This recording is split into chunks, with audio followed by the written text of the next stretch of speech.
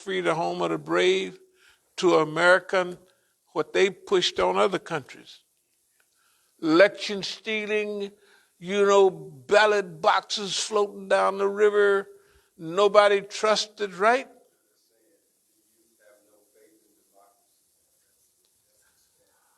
But see, cast your bread out on the waters, you see it coming back to you.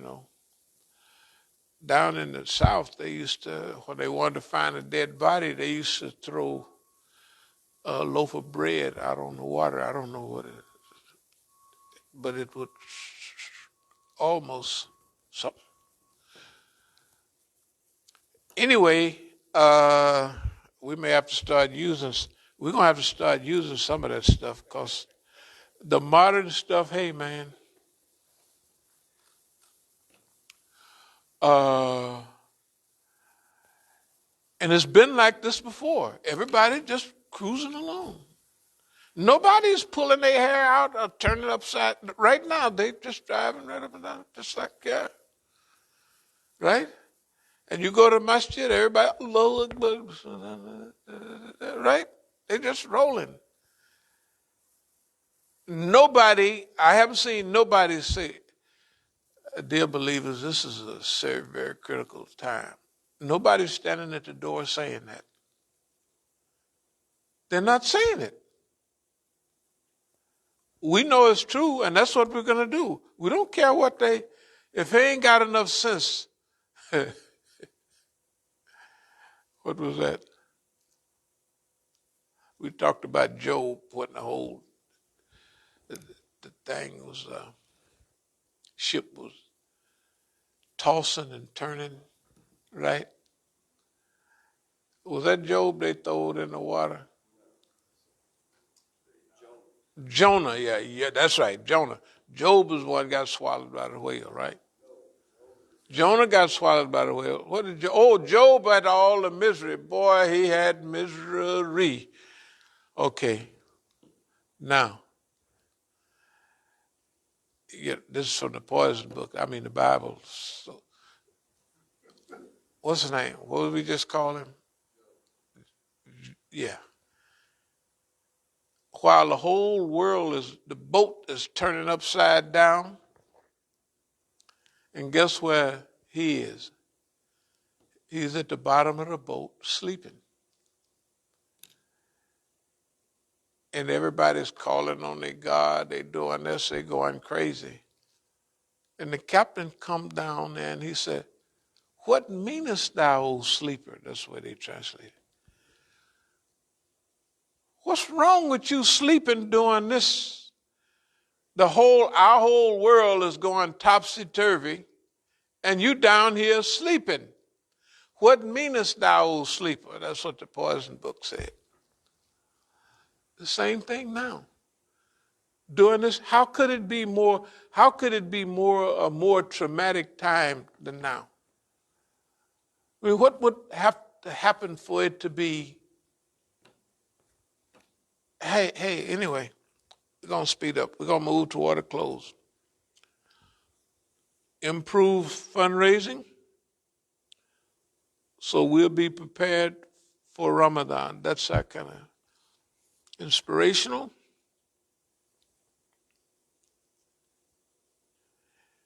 Of course, professional, flyers, educational, training. I call it an exhibition. What we're going through right now is an exhibition fight. All the stuff we're doing, it's like it's a real fight, but it's an exhibition. It's not. We're going to be raising money. We're going to be doing all that stuff, but it's an exhibition. Number one, we're doing it, and we're clear about what we're doing, so that anybody else want to do something like that, they can do it. Okay, sell Muslims on success. We got to convince them that they can be successful with all of this stuff going on now. And anybody ought to know, I was watching some lady last night. She was an educated Muslim. She looked like Bangladeshi type, but she had Negro lips, big old eyes. I said, how did a Negro get over there to that lady? And she got a degree. She wasn't wearing hijab, but everything she was saying politically was correct about the Muslim thing that everybody's doing. And see, we may forget here, we talk this stuff so much, we forget that the Muslims are still scared. That they actually scared to death now, right? They scared to death. And what we do when we come around, we scare them even more because they thinking if this boy is around, the white man gonna think we together. So we got to get rid of him. That's why the guy was so nervous. He was saying that I'm reciting the Quran. No, that's pornographic. Whatever he said, it's right? Huh? Profanity,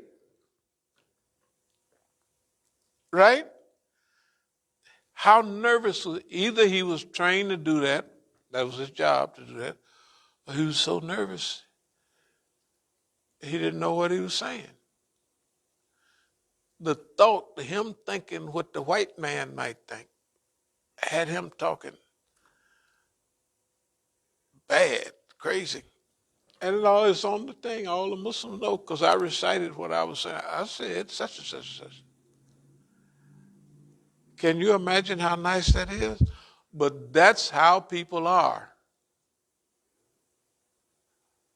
Everywhere we go, and we're just getting started, you ought to see, and I'll close with this, you ought to see the Negroes come up with a carload of them. I ain't going to mention who they are. We all know who they are. They look over. It's like he's still alive. He's still, I can't tell him, hey, I was just resting. I was just doing a shoot back, ready to go. You know, this is just, we're looking for another 25 years. If it go bad, we for this cycle, we're looking for 10 or 20 years.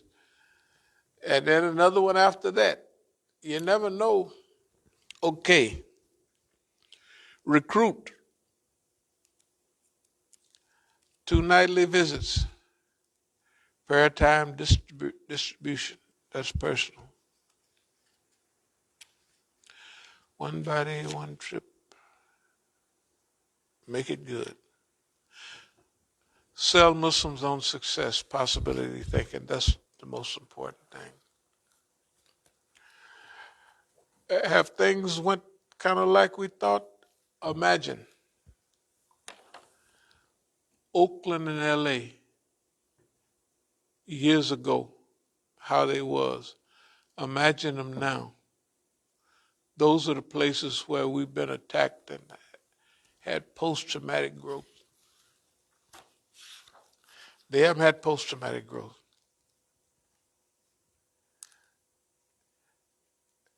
It's beyond, you would have, there's nothing like that around here, so you couldn't imagine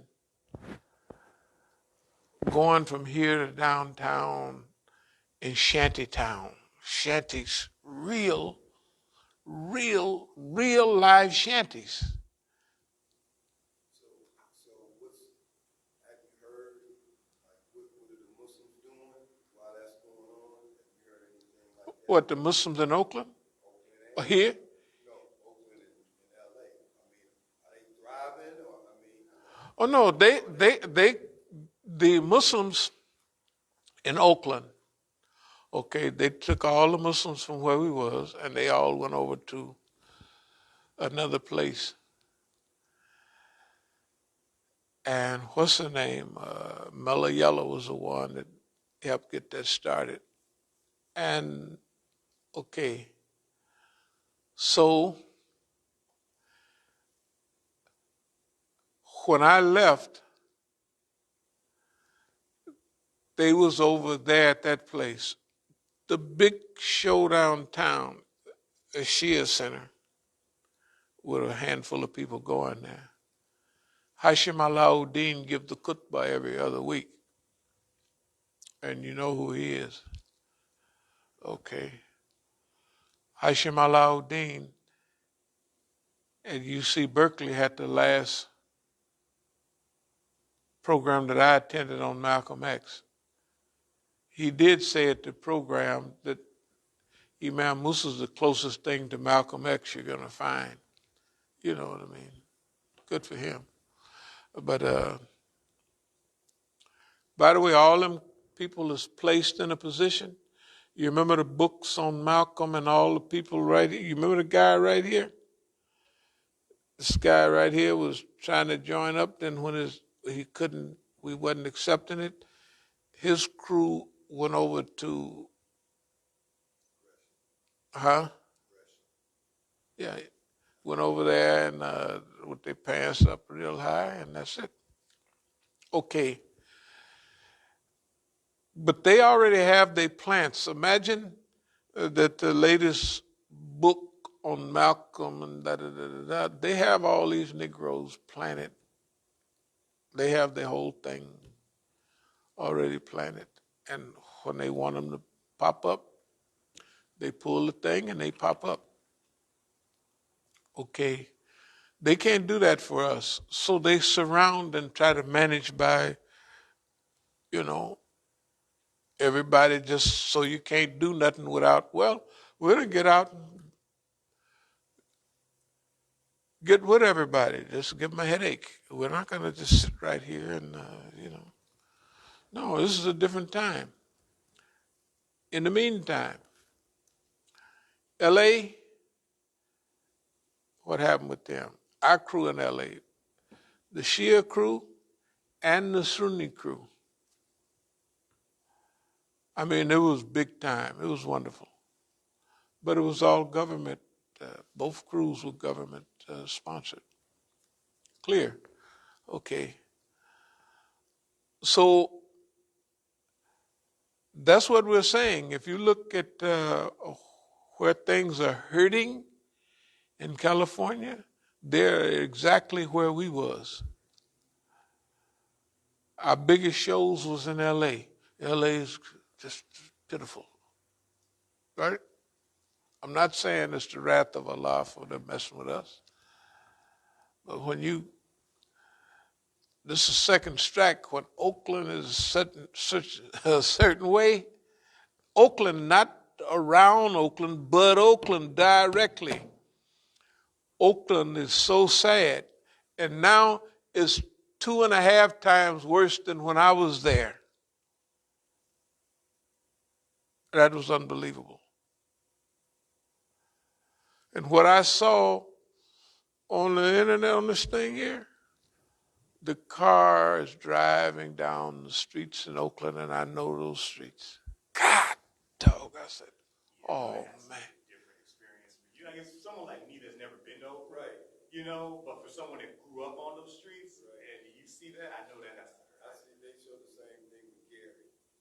Oh, my goodness. Well, Oakland is getting like Gary. Only thing, the difference is in Gary, they tear all the houses down. See, that's the same picture that I get when I see Those pictures of Oakland. See, Gary went bad long time ago. Okay. And it took it a minute to get bad. First, Gary, Chicago, all that area was little hubs for production. And when the Negroes, when they had the Black Nationalist Conference there in 75, it might have been 72 or 73. Yeah. Gary was still fit for human habitation. But 10, 15 years later, when I would go through Gary, I would say, God, no. Oakland, L.A., this happened like that. Bam! And ain't nobody tripping. Ain't nobody tripping. I said, okay, don't trip. I said, I am tripping. I am saying, man, this is deep.